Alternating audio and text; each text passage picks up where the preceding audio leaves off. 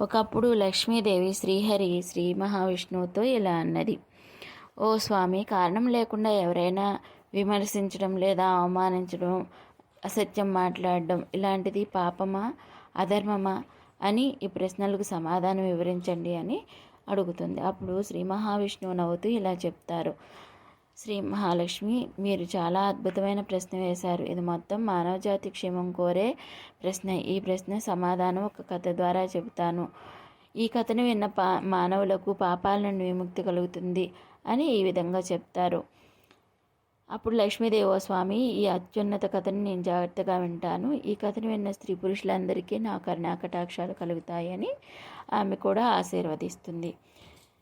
అప్పుడు శ్రీ మహావిష్ణువు కథ మొదలు పెడుతూ, ప్రయాగ నగరంలో విశ్వరథు అనే దయగల రాజు పరిపాలిస్తూ ఉన్నాడు. ఆయన ధనవంతుడు మరియు ఆయన రాజ్యం అన్ని రకాల సౌకర్యాలతో నిండి ఉంటుంది. ప్రతిరోజు ఆహార పదార్థాలు, వస్త్రాలు, బంగారు నాణాలు ఇలాంటివి దానం చేస్తూ తన పౌరులను, యోగ్యత కలిగిన బ్రాహ్మణులను సత్కరిస్తూ ఉన్నాడు. ఆ రాజు దేవరాజు ఇంద్రుని భక్తుడు. ఆ రాజు చేసే పనులకి ఇంద్రుడు కూడా అసూయపడేవాడు. ప్రతి సంవత్సరం వారు భగవంతుని సప్తకథలను నిర్వహించేవారు. దాని కారణంగా అందరూ ఆ కథలను విని సాధువులు, ఋషులు ఆ రాజుకు శుభకరమైనటువంటి దీవెనలను అందించేవారు. ఒకరోజు రాజు తన గదిలో కూర్చొని ఆలోచిస్తూ తన రాణితో ఇలా అంటాడు: మహారాణి, మన రాజ్యానికి గొప్ప పండితులను మరియు సాధువులను ఆహ్వానించాలని, వారికి అన్నదానం చేయాలని చాలా కాలంగా నాకు కోరికగా ఉంది. మహారాజు మాటలకు మహారాణి: మహారాజా, ఇది చాలా మంచి ఆలోచన. దయచేసి ఈ శుభకార్యాన్ని వీలైనంత త్వరలో పూర్తి చేయండి అని అంటుంది. అప్పుడు మహారాజు మంత్రిని పిలిచి, మంత్రి గారు, దయచేసి ఋషులు మరియు సాధువులకు అన్నదానం నిర్వహించడానికి మీరు వెంటనే ఏర్పాట్లు చేయండి. అలాగే అన్ని రకాల రుచికరమైన వంటకాలను తయారు చేసి వంటవారిని ఏర్పాటు చేయడానికి సన్నాహాలు సిద్ధం చేయమని చెప్తాడు.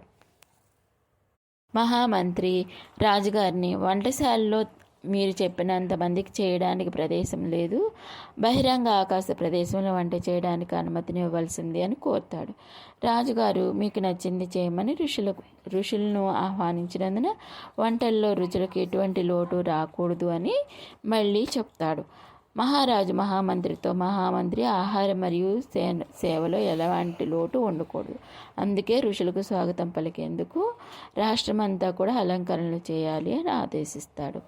మరోవైపు బహిరంగ వంటగదిలో పాయసం వండుతూ ఉండగా అదే సమయంలో ఒక డేగ తన గోళ్లతో విషపూరిత పాములను పట్టుకుని ఆకాశంలో ఎక్కడికో వెళ్తూ ఉంటుంది. కానీ ఆ డేగ అదే స్థలం వైపు ఎగురుతున్నప్పుడు డేగ బహిరంగ వంటగది మీదుగా వెళ్తుంది కదా.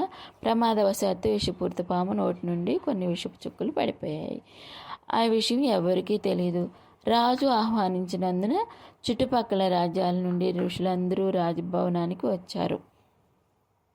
అప్పుడు రాజు స్వయంగా వారిని స్వాగతించి వారి పాదాలను కడిగి వారికి సరైన ఆసనాలను ఇచ్చి రాజు చేతులతో ఋషులకు భోజనం వడ్డించాడు.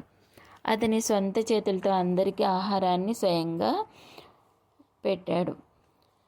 కానీ కొంత సమయం తర్వాత ఋషులందరికీ అకస్మాత్తుగా తల తిరగడం ప్రారంభించి వారు భోజనం చేస్తున్నప్పుడు ఆ ప్రదేశంలోనే కుప్పకూలి పడిపోయారు. రాజు తీవ్రమైనటువంటి దిగ్భ్రాంతికి గురయ్యాడు. అతను వెంటనే అతని సేవకులను ఆహారాన్ని విసిరేయమని చెప్తాడు.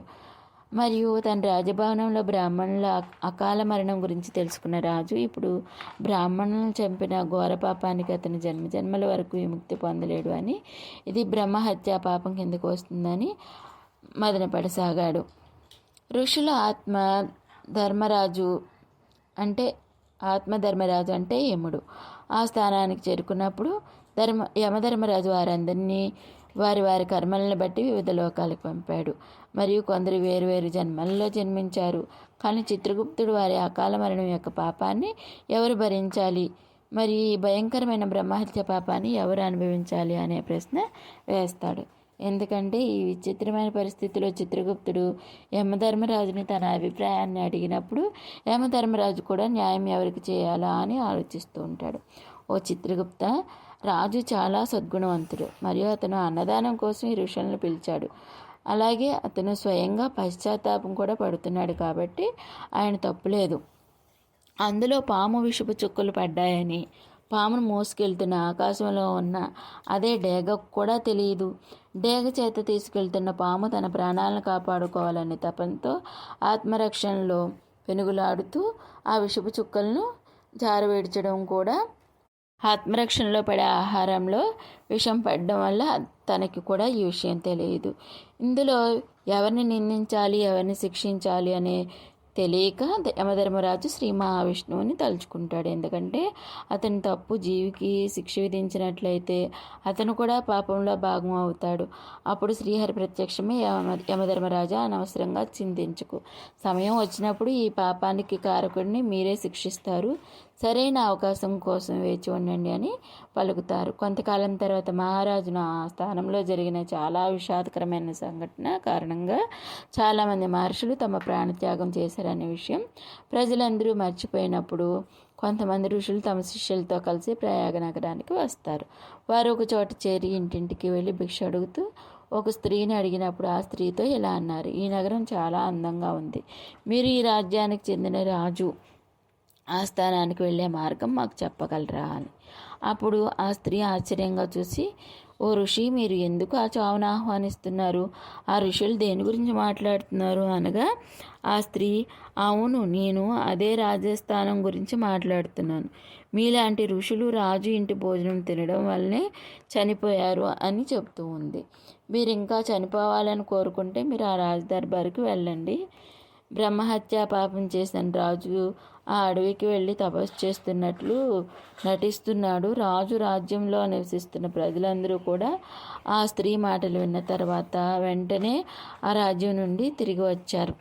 కానీ ఆ స్త్రీ తన ఇంటికి మరియు నగరానికి వచ్చే అతిథులకు కూడా ఇతరుల వ్యక్తులకు కూడా ఈ రాజ్యం గురించి చెబుతూనే ఉంది. జరిగిన విషయం గురించి విమర్శిస్తూనే ఉంది.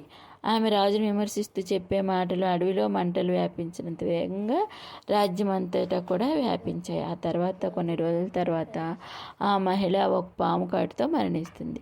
మరోవైపు విశ్వధర్మరాజు వారి వృద్ధాప్యం కారణంగా అడవిలో మరణిస్తాడు. ధర్మరాజు వారిద్దరి ఆత్మలను తీసుకెళ్తాడు. చిత్రగుప్తుడు వారిద్దరి పుణ్యపాపాల గురించి చూసినప్పుడు అతడు యమధర్మరాజుతో ఇలా అంటాడు: మహారాజా, మనం ఎన్నో ఏళ్లుగా ఎదురు చూస్తున్న రోజు వచ్చేసింది అని చెప్తాడు.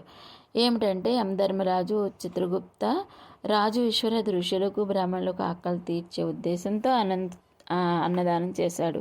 ఉద్దేశించిన తానేది తప్పు చేయలేదు. పైగా ఆయన పశ్చాత్తాపడ్డాడు. అడవులకు వెళ్ళి సన్యాసిగా మారి తపస్సు చేసుకున్నాడు. అలాగే కావున ఈ పాపం అతనికి తెలియదు. అతని బ్రహ్మలోకానికి పంపించండి. ఈ పాపం చేస్తున్నప్పుడు అతనికి ఎటువంటి సంతోషము లేదు, విచారము కలగలేదు. అందుకే కానీ ఆ స్త్రీ తన కటువైన మాటలతో రాజును విమర్శించడం చేసింది. దానివల్ల ఆమె సంతోషాన్ని పొంది మహాపాపానికి భాగస్వామ్యురాలైంది. కావున ఈ స్త్రీని 16 నరకాలకు పంపాలని శిక్ష విధించాడు. విష్ణుమూర్తి లక్ష్మీదేవితో ఇలా అంటాడు: శ్రీ మహాలక్ష్మి, యమధర్మరాజు ఆజ్ఞ ప్రకారం స్త్రీ ఘోరమైన నరకంలో పడింది. నీ ప్రశ్న ప్రకారం ఎవరైనా కబుర్లు చెబుతూ ఎవరినైనా దూషిస్తే వారు బ్రహ్మహత్య చేసిన పాపంగా పరిగణింపబడతారు. మీ రెండవ ప్రశ్న ప్రకారం ఎటువంటి కారణం లేకుండా ఎవరినైనా దూషించడం మరియు అసభ్యమైన పదాలతో హింసించడం కూడా పాపమే. అందుకే ఎవరితోనూ చెడుగా మాట్లాడకూడదు, అర్థం లేని మాటలు మాట్లాడకూడదు, లేనివి ఉన్నట్లుగా సృష్టించి కూడా మాట్లాడకూడదు, అది కూడా పాపమే. ఇక మూడవ ప్రశ్న ప్రకారం ఒక వ్యక్తి అవాస్తవాన్ని మాట్లాడడం ద్వారా ఇతరుల మనసు మరియు భావోద్వేగాలపై ప్రతికూల ప్రభావాన్ని చూపుతూ ఉంటుంది. నిజం మాట్లాడే వ్యక్తి తన కోపాన్ని నియంత్రించుకుంటాడు మరియు అతని జీవితంలో ఎల్లప్పుడూ కూడా శాంతి తప్పకుండా ఉంటుంది అని వివరించి చెప్తాడు. ఒక వ్యక్తి ఈ ప్రపంచంలో తన పనిలో విజయం సాధించగల ఏకైక విషయం సత్యం అని విష్ణుమూర్తి లక్ష్మీదేవికి వివరిస్తాడు. విన్నారు కదా. మా వీడియో మీకు నచ్చినట్లయితే లైక్ చేయండి, షేర్ చేయండి, మా ఛానల్ తప్పకుండా సబ్స్క్రైబ్ చేసుకోండి.